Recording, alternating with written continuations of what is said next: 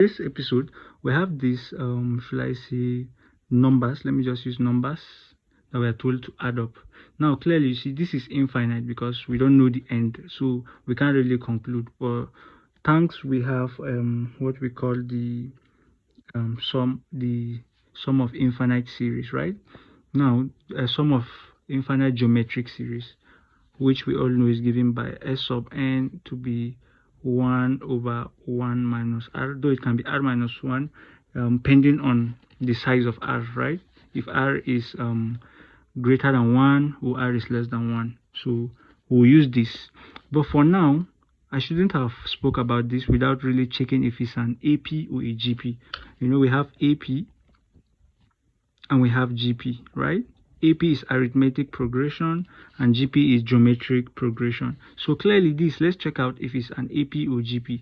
Clearly half 1 over 2 minus 1 is minus half.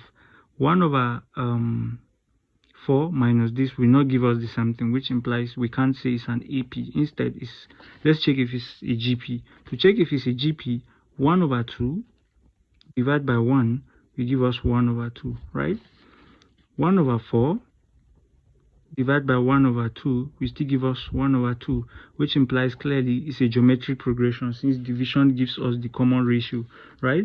And the common ratio is giving us what? Our common ratio R is equals to 1 over 2. Now, since we have the common ratio as 1 over 2, recall the sum of infinite series that we have for the geometric progression. We'll just substitute the value of r here, so I can just say s sub infinity, that's at infinity. We will have something like 1 over 1 minus 1 over 2. Now you see clearly r is less than 1, which we can use this formula in this form, right? So that this can be equals to 1 over 1 minus half is actually 1 over 2, right? And this can be 1 times 2 over 1, which is just 2. So that means the whole of this series here at infinity, it will convert to 2. Yes, thanks for watching and see you in the next episode.